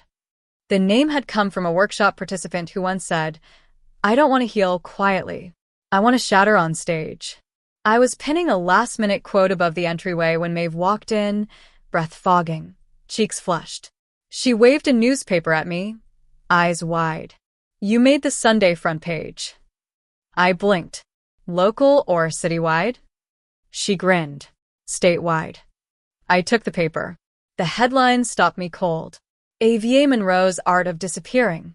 A blueprint for the unseen. There was a full-page photo of You Can't Frame Fire, my gallery piece, alongside a pull quote from the podcast. I didn't vanish. I was erased, and I learned to rewrite myself.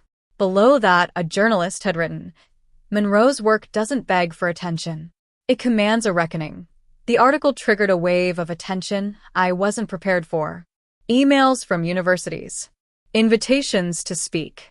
A request from a domestic advocacy group to turn the Quiet Exit Project into a curriculum. And then came something else. Something strange. A voicemail from Carter's sister, Elise. Her voice was ragged. Unrehearsed. Ava, I don't know if you'll even listen to this, but I saw the article. I saw the fire. And I saw myself. I said some terrible things to you. I laughed when I should have stood up. I stayed quiet because it was easier. But now I'm awake. And I want to ask something I should have asked years ago. How do you live without disappearing again? I didn't call her back. Not immediately. But I thought about her question. How do you live without disappearing again? I brought it to our next workshop, scribbled on the whiteboard. The group sat in silence for a full minute. Then Anna said, You name yourself before anyone else can. Lucia added, You leave breadcrumbs, not to return, but to remind yourself where you came from. And Damar said quietly, You teach others how to see you. And when they won't, you leave anyway. That night, I replied to Elise's voicemail with a letter. Not to console, not to reopen a door, but to offer a path. Elise, you don't fix what you helped break by asking the person holding the shards to draw you a map. You want to stop disappearing? Then stop waiting for someone else to notice you're gone. Build your voice. Use it loud. And don't you dare ask forgiveness until you've practiced the weight of someone else's silence. Ava. I never sent it, but I left it in the studio library, tucked behind the journal Miriam had written. Some letters are meant to be found, not delivered. The Let It Out Loud event was a full house. Every chair filled. People lining the walls. Someone brought their daughter. Someone else live-streamed it without asking. Normally I'd have bristled, but this time, I let it happen. During my reading, I chose a passage from a student I mentored. There are days I still ache for who I used to be. But I don't miss the cage. I just miss how quiet it was before I knew I had claws. I paused, looked up, and said to the room, Silence is never neutral. It either protects you or protects the ones who hurt you. The crowd held its breath. Then, like thunder after lightning, the applause rolled in. Later that night, someone had left a note in the donation jar. Not money, not a name, just a torn scrap of lined paper. I stayed for 10 years. Your story helped me realize I've been gone longer than I was ever present. Thank you for showing me how to come back.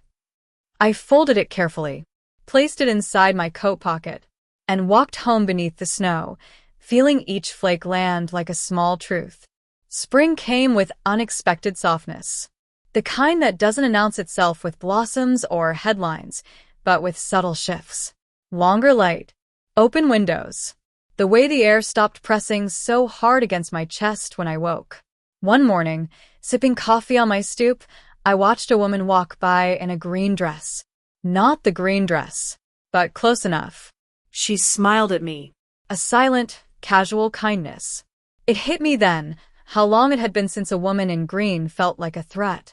That same week, Olivia and I hosted a private salon for women leaders, founders, artists, educators, anyone who'd spent too many years managing rooms that weren't built to hold their voices.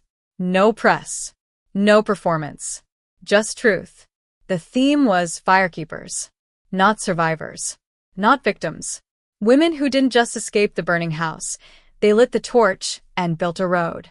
We sat on mismatched cushions in a candlelit studio, passing a single matchbox as a talking piece. Whoever held the match spoke. And everyone else listened. No interruptions. No fixing. No reframing. Just witnessing. When it was my turn, I held the matchbox in my palm and told them what I had never said aloud before. I didn't leave because I was strong. I left because I finally believed no one was coming to save me. And then I said, what saved me wasn't rage. It was clarity. That distinction landed in the room like thunder, without a sound. Later, a woman named Noreen approached me. She was in her 50s, silver streaks in her braid, a voice like gravel and honey. You said clarity saved you, she said. I nodded. And when did it arrive? I didn't hesitate. The moment I stopped translating cruelty into confusion. She blinked once. Then she exhaled like someone who'd been holding her breath since 1993. In the days after, I found myself sketching again. Not for work. Not for galleries. Just for me. I drew a series called Exit Signs. Each one was a visual metaphor for a moment that used to trap me, and how I walked out. A door disguised as a picture frame. A woman shrinking into a chair until only her outline remained, then rising again, filled with flames. A long table with name cards, and one seat pulled just slightly away from the rest. A hand reaching toward a ringing phone, then stopping midair. I pinned them across my kitchen wall. Each morning, I stood in front of them, picked one and whispered, "You don't live there anymore." One evening, I visited the Langston estate. Not to walk in. Just to see. The family was hosting a new gala, probably for another nonprofit that made them look generous while silencing the exact kind of women I now stood beside. From across the street, I watched guests arrive. Gowns. Laughter. Flashbulbs. That same choreography of image and implication. Then I saw Carter. Still handsome. Still polished. Still orbiting the same gravity. But this time, he looked smaller. Not physically. Just dimmer. Like someone who knew the camera lens was catching less of him than it used to. I didn't wave. Didn't cross the street. Didn't send any signal that I had ever belonged in that orbit. I just whispered for myself. I used to mistake proximity for belonging. Now I know belonging doesn't beg. That night, I lit one of Olivia's handmade candles. The one she called Threshold. The flame flickered against the wall, and I whispered something I hadn't dared to name until now. I'm not in hiding anymore. I'm in bloom. The invitation came printed on thick ivory cardstock, sealed with wax. Langston Family Foundation, 20th Anniversary Benefit Gala Venue. Halston Glasshouse dress code, formal, black, gold, or emerald. A was addressed to Ava Monroe. Not Mrs. Carter Langston. Not guest. Just me. I turned the envelope over in my hands. The seal had a lion crest, proud, ornate, the symbol they'd plastered over every public donation. I imagined Simone pressing that wax, imagining herself as a queen sealing royal decrees. Inside, a handwritten note. Ava, we'd be honored by your presence. Your recent work has inspired many, including those who once misunderstood its purpose. We believe reconciliation is a cornerstone of legacy. Warmly, Simone Langston. I read it twice. Then I laughed. Not cruelly. Not bitterly. Just long enough for the silence to break. I didn't RSVP. I just showed up. In a black tailored suit. No jewelry. No gloss. Only power stitched into every seam. My hair slicked back. Eyes lined sharp. Confidence not as armor, but as acknowledgement. Olivia came with me. She wore deep navy and the smirk of someone who knew exactly how this night would end. At the door, a hostess paused at my name. Her eyes widened. You're the... I nodded. Yes. I'm her. Inside, the ballroom sparkled with spectacle. Gilded cutlery, crystal chandeliers, a string quartet playing versions of songs no one under 40 cared about. And there they were. The Langstons, clustered by the champagne tower. Carter noticed me first. His expression flickered, recognition, then disbelief, then something closer to awe. He moved toward me, slow, cautious. Ava. I held his gaze. You look different. No. You're just seeing me clearly for the first time. Simone approached next. In emerald satin. Still rehearsed, still sharp. Ava, she began like we were old school friends who'd simply lost touch. Simone, I was hoping you'd come. I know. She hesitated. I meant what I wrote. I leaned in. Did you mean it when you said no one would notice if I disappeared? Silence. The string quartet paused between songs. I didn't wait for an answer. I stepped past her and walked the perimeter of the room where the gallery-style tribute to philanthropic art had been staged. And there it was. One of my original pieces. Unauthorized. A scanned print of Exit Wounds. No credit. No plaque. Just stolen voice, framed in gold. I didn't confront anyone. I took out a marker, permanent, waterproof, and wrote directly onto the frame. This art was born from silence. And she doesn't belong to you anymore. Then I turned, smiled at Olivia, and said, just loud enough, let's leave them wondering how to fill the room now that I'm not apologizing for being in it. Outside, under the halo of streetlight and spring wind, I let myself laugh again. This time it wasn't armor. It was release. Olivia squeezed my hand. They're going to spin it, you know. They always do. But this time, she said, you control the narrative. I nodded. Because I did. Not just with words, but with presence. And presence is the one thing people like them never expect from someone they once convinced to disappear. The next morning, Simone posted a carefully worded caption online beneath a photo of the gala. A beautiful night of legacy, learning, and long-awaited reconnections. Sometimes, the bravest thing we can do is admit when we were wrong. Thousands of likes. Hundreds of comments. No tag. No name. Just implication. But I didn't respond. I posted my own photo. Not from the gala. From the studio. Paint-streaked hands. Students in a circle. Laughter ringing. Captioned, legacy isn't what you leave behind. It's what you dare to rebuild.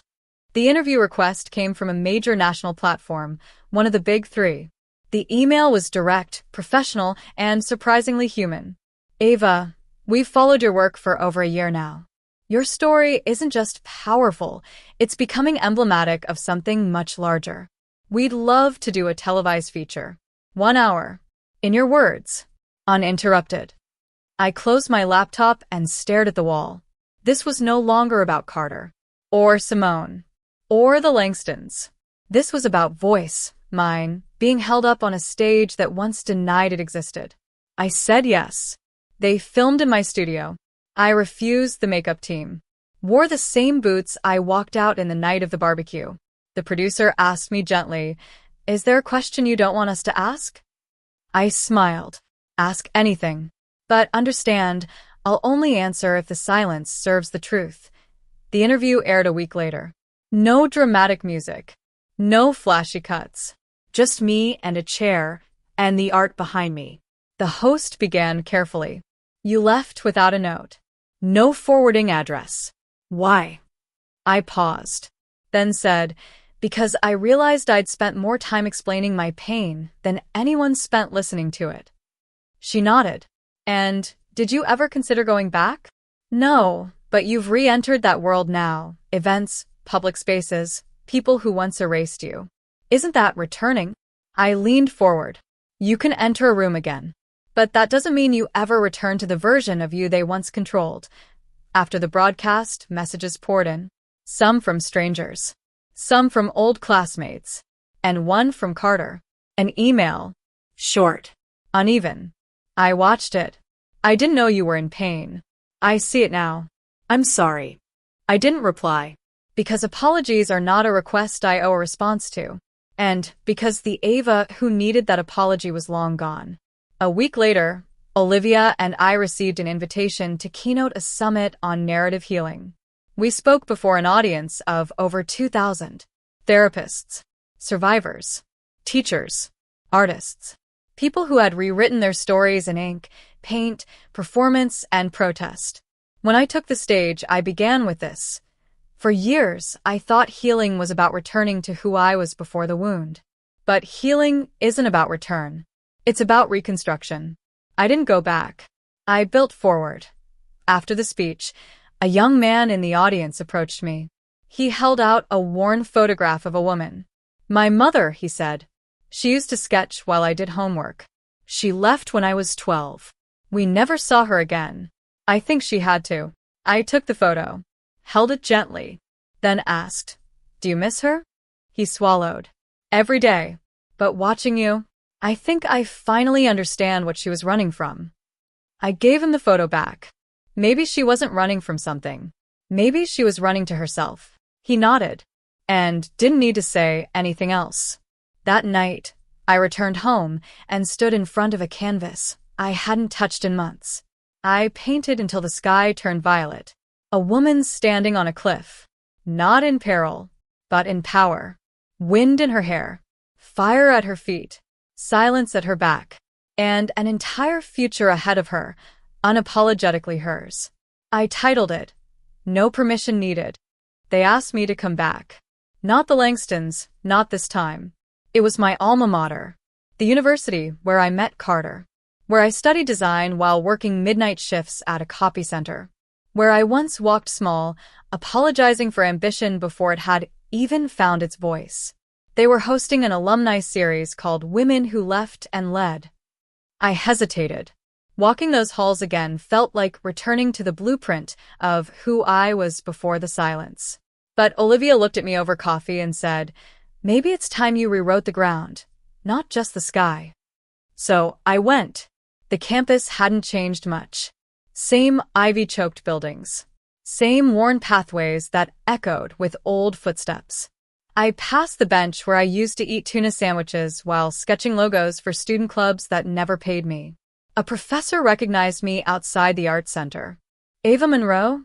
she asked, eyes lighting up. I nodded. "You were in my branding ethics seminar. You once told me, silence can be a design choice. I still quote you." I smiled politely, but inside I wanted to say, back then it wasn't a choice. It was survival dressed in passivity. They gave me a small auditorium, nothing grand. 100 seats, folding chairs, free coffee. The irony, I had once given presentations in that same room for group projects no one remembered. Now, people showed up early. Students, faculty, strangers from town. A few curious alums who whispered my name like rumor. The talk was titled, "Architecture of Absence: How to Build a Life After Vanishing."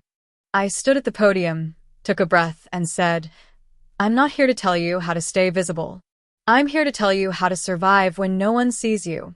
I spoke about silence, not as metaphor, but as material. How it bends you. How you contort to fit spaces that were never measured for your outline. How absence becomes a language, and how dangerous it is when people decide you're fluent in it. I showed slides of my old projects, ads I'd done for others, logos I designed under other people's names, works that had made others wealthy while I remained invisible. And then I showed the turning point, a piece titled Receipt. It was a blown-up invoice with no name, no line items, no price. Just a single stamp in red ink across the middle. Value withheld. The room went still. Then I said, "They'll say your worth is intangible. What they mean is, it scares them too much to measure." After the talk, a girl approached me. Brown curls. Nervous hands. "I'm a design major," she said. "I interned last summer and they used my work but gave the credit to the senior. They said it was standard, that I should be honored just to be included." I held her gaze, then said, "Inclusion without acknowledgement isn't an opportunity. It's exploitation with good lighting." She nodded slowly, tears pooling but unfallen. I didn't even think I could say that aloud. "You just did," I said. "Do you think it'll ever change?" I smiled. "Only if you stop waiting for someone else to open the door. Build your own. Nail it shut from the inside. Then teach others where the handle is." Later that evening, the university offered to name a scholarship after me. I declined.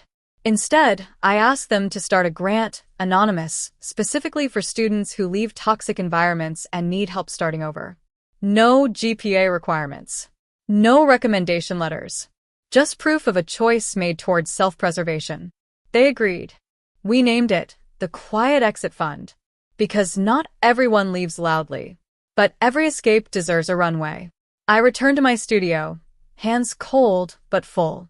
Another chapter had closed. Not with vengeance. but with legacy. It happened on a Thursday. I was organizing new canvases in the back of the studio when Olivia came rushing in, out of breath, phone in hand, eyes wide.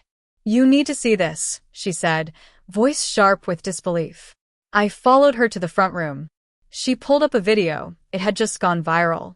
A clip from a Langston family panel discussion.